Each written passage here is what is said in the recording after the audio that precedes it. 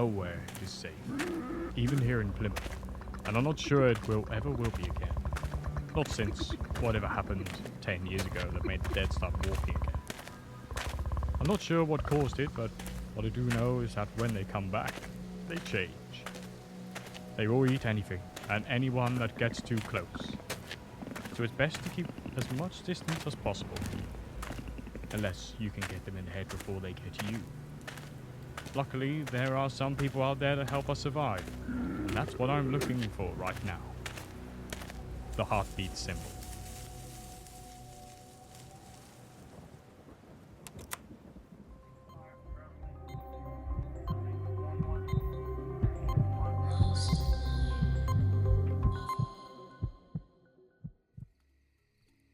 Hello, my name is Noah, and welcome to the Last Line of Hope podcast. This is episode 8, and if you are still listening, you must still be alive. Today we are covering, is there a cure? What can we eat in the apocalypse? Helpful tips from our local scout, and we interview the leader of the infamous Brotherhood of Sacrifice, and his wife. And I'm Jay. We have prepared these USB sticks to be found by you. You can find the sticks and helpful items in the locations detailed at the end of the podcast. First off, let's discuss the cure. Through insider knowledge of what is left of the local military, we have gathered rumours that raiders were spotted entering an abandoned military compound. Suspicious. Yes. However, this site is very important. Why is that, Noah? Well, beneath the rubble, there were dossiers detailing antidotes to combat a parasite that puts its hosts in a zombified state. Sound familiar? No way. Yep, we are led to believe that this site, just outside Exmouth if you fancy a walk, is the remnants of a secret military base. It has an underground bunker which houses a scientific research facility, specialising in finding a cure for the zombie parasite. So a cure may be on the way. What is the parasite, Noah? I am glad you asked. It's described as a new strand of parasite that broke off from Leococcludium. Try saying that 10 times fast. I'll pass. It is a parasitic worm that was most known for its behaviour in snails, where snails eat bird feces which contains the parasite, which then takes over the snail's motor functions. From there, the snails are controlled and made to climb to the tops of plants to attract birds where they are eaten. And then the parasite is then passed out of the bird in its poo, where the cycle starts again. Yes. It was scribed in the dossier that the parasitic strand was a failed military experiment aimed at creating soldiers who couldn't feel pain, that could be controlled easier with the sole intent and purpose of fighting. That explains the violence. What about the transference? The parasites have developed the ability to be transferred through saliva. One bite. That's all it takes. We know that from experience. Well, from my notes, there is Brotherhood of Sacrifice activity rising in key military areas. We know the BOS doesn't like the military, so perhaps this is some sort of blessing in disguise. One leader taking over another, both creating zombies. Keep listening to find out more about this particular point as we invite the leader of the BOS to our podcast in a later segment. Who knows how many more underground scientific bunkers are beneath the various military hotspots. Anyway, let's circle back to the cure itself. If you, listening now, have any opinions of your own you'd like to share with us and others, then please do. There are small feedback boxes next to the USBs where you may submit a note. We might even read your note out in the next episode. We replenish the USB drop-off points with food and water regularly, so we're bound to see your feedback. What about accessibility for the cure? As it stands now, assuming all is well and good, the military will take a less selfish turn and start prioritising those who need and deserve the cure. I would say the best bet is to introduce it to the local water supply, through the taps again. The waterworks is too far gone for that. No way! I'm not so sure, but that would be my best bet. Okay, so maybe then they might give out a recipe to make your own cure? What then? I don't know, but I can bet Joss is trying his very best to cook one up right now. Speaking of Joss, that brings us to the Can We Eat It section. Let's switch the transmitter to Joss.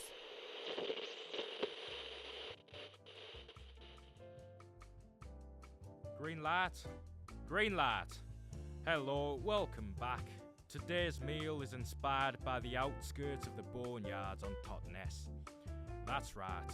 I'll tell you how to create the infamous rat and onion stew. Grab a pen. So, starting off, we need to find ourselves a plump, juicy, and not zombified rat. Trust me, the zombified ones can easily be distinguished. Just to look out for the telltale signs of them trying to bite your leg off. Whereas the normal rats will run from you. I caught one earlier. What you want to do? Come on, out you come. Bash it with a heavy stick. In my case, an ammo tin. Now, you want to gut the creature like how I told you in the last USB. Luckily, I gutted one earlier.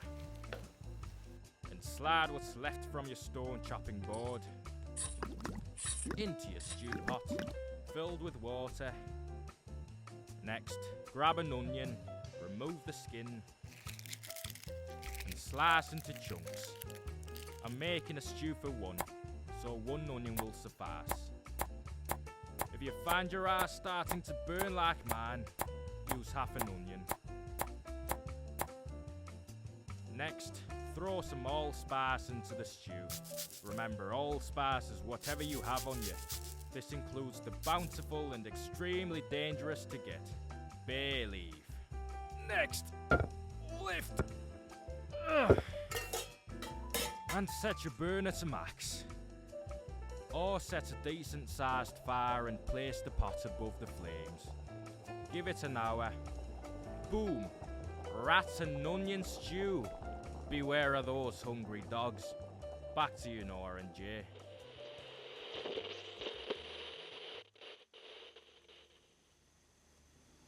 Thanks, Joss. That sounds great. We will be devouring that later on, I'm sure. Trying to, at least.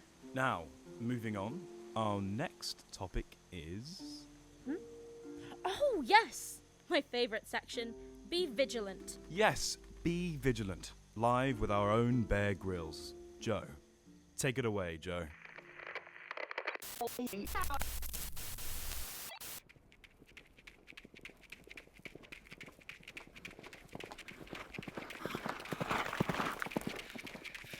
Running now from Zone 1. We thought you were in Zone 2. I was. Now I'm approaching Zone 3. You're covering a lot of ground. Why? I just gotta climb this tree. I don't think I can climb. We will see. Okay, well, as long as you are safe... Oh, shit! Okay.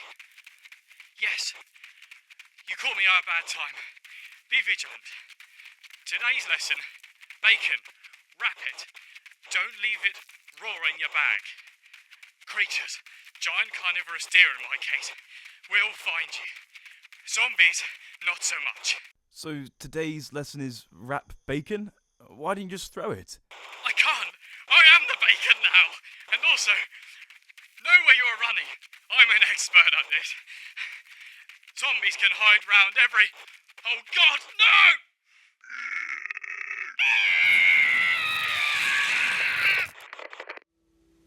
I think we better have a break. Seems Joe is having difficulties.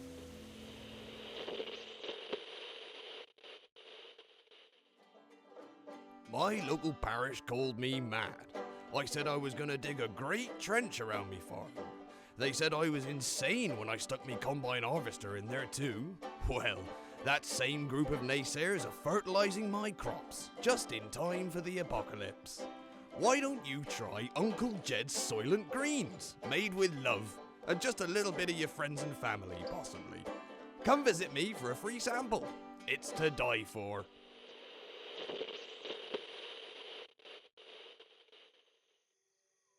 Welcome back. We will find Joe later on. Now, we all know that recently an organisation has been really prominent.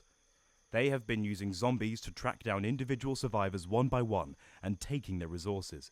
The survivors left behind are immediately turned into more zombies. A new slave trade for the business entrepreneur, I guess. Today, we will have a deep dive into what really happens behind the scenes and what the motive of the BOS really is.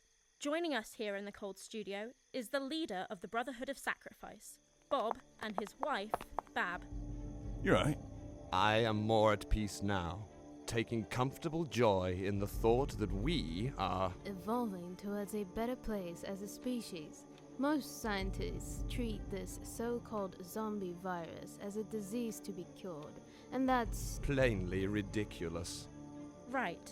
On that note, I'd like to ask you about the recent zombification that your organisation carried out at what is left of the Estover Library. Don't you think that this egregious action might turn people away from your cause? Those people, they did not die. We simply released them. spiritually.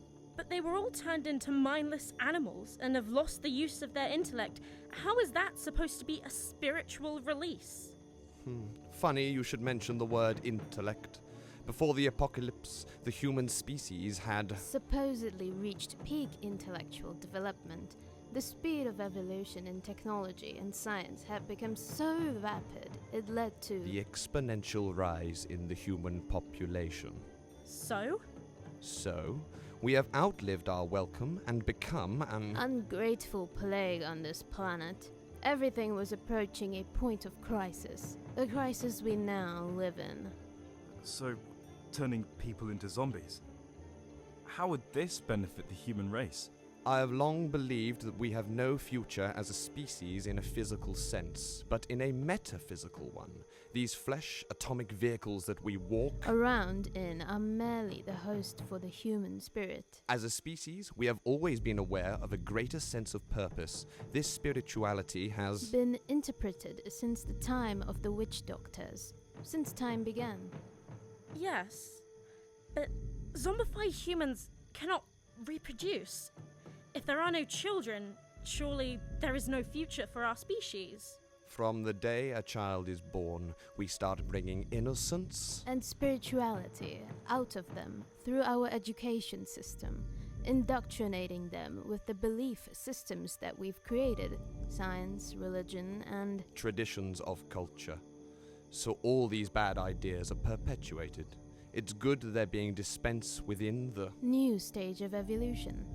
You keep talking about us evolving as a species, but how does turning people into zombies abide by Darwin's theory of evolution, which is survival of the fittest? Exactly.